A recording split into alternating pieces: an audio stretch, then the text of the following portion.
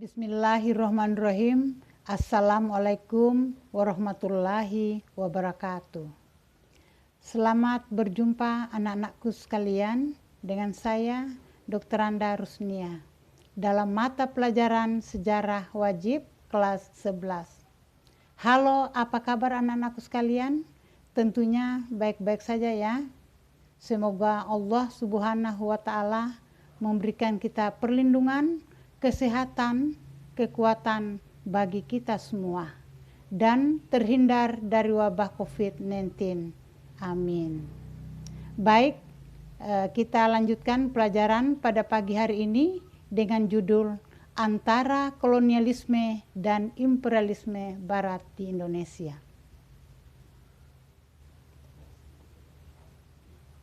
A. Pemburuan mutiara dari timur dan perebutan hegemonis. Yang dimaksud dengan mutiara dari timur adalah rempah-rempah dari Maluku, Indonesia. Bangsa-bangsa barat seperti Portugis, Spanyol, Belanda, dan Inggris. Mereka daerah baru untuk memburu rempah-rempah melalui penjelajahan samudra atau jalur laut. Orang-orang barat itu telah menemukan buruannya, yaitu Kepulauan Nusantara, dalam hal ini Kepulauan Indonesia, sebagai penghasil rempah-rempah yang diibaratkan sebagai mutiara dari timur. Tetapi sayang waktu itu rakyat Indonesia belum bersatu padu sehingga mudah untuk dipengaruhi oleh orang-orang barat. Yang pertama, motivasi dan kejayaan Eropa. Yang melatar belakangi datangnya bangsa barat di Indonesia antara lain jatuhnya Konstantinopel ke tangan Turki tahun 1453, yang berikutnya ingin membuktikan bahwa bumi itu bulat. Berikutnya kemajuan pengetahuan dan teknologi seperti kapal, kompas, dan meriam. Berikut hasrat untuk menjelajahi dunia. Yang berikutnya tulisan Marco Polo dalam bukunya Book of Voyage Experiences. Yang berikutnya buku tulisan Tom Price Sumo Oriental. Yang berikutnya lagi mencari rempah-rempah sebagai penghangat badan. Dan yang terakhir mewujudkan 3G, Gold, Glory, and Gospel. Seperti mencari kekayaan, menyebarkan agama, dan kejayaan. Yang kedua, petualangan, penjelajahan, dan perebutan hegemoni. Tokoh-tokoh penjelajahan samudra antara lain dari Portugis, Bartolomeu Dias, Vasco da Gama, Alfonso de Albuquerque. Tokoh penjelajah samudra dari Spanyol, antara lain Christophorus Columbus, Amerigo Vespucci, Pizarro. Sementara dari Inggris, Francis Drake, William Dampier, James Cook. Dari Belanda, Cornelis de Houtman, dan terakhir Abel Tasman. Yang ketiga, proses kedatangan bangsa barat ke Indonesia. Antara lain kedatangan bangsa Portugis dan Spanyol. Portugis berhasil menguasai Maluku tahun 1512.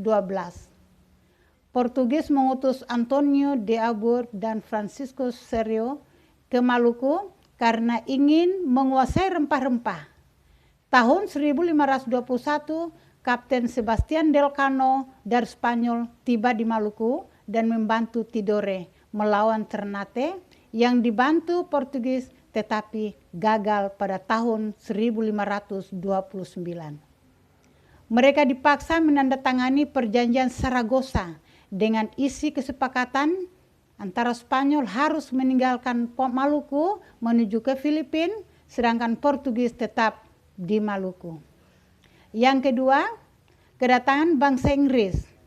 Bangsa Inggris datang ke Indonesia pada tahun 1579 yang dipimpin oleh Francis Drake.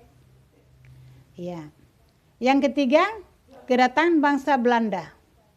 Belanda tiba di Indonesia pada tahun 1595 dipimpin oleh Cornelis de Houtman dan Peter Keizer. Latar belakangnya yaitu karena Belanda tidak boleh berdagang di Lisabon, pusat rempah-rempah di Eropa. Belanda diusir dari Banten karena kesombongan Cornelis, kemudian dilanjutkan oleh Jacob van Eyck dan Wirswijk pada tahun 1598. Yang keempat, faktor penyebab Nusantara dikuasai oleh bangsa asing. Karena bangsa asing mempunyai bangsa yang indah namun tidak mampu karena letak negara yang kurang strategis. Lebih kuatnya lagi kepintaran, kekuatan, ilmu senjata, persatuan dan keamanan bangsa yang menjajah daripada bangsa yang terjajah. Karena bangsa Indonesia tidak mampu mengelola sumber daya alam yang ada, tidak adanya pertahanan yang kuat, mudah dikuasai karena sumber daya manusia masih kurang dan masih ada ego daerah, ya, mempertahankan daerah masing-masing. Ya, terima kasih. Nanti kita bertemu lagi pada kesempatan berikutnya, pelajaran berikutnya. Wabillahi taufiq wal hidayah. Wassalamualaikum warahmatullahi wabarakatuh.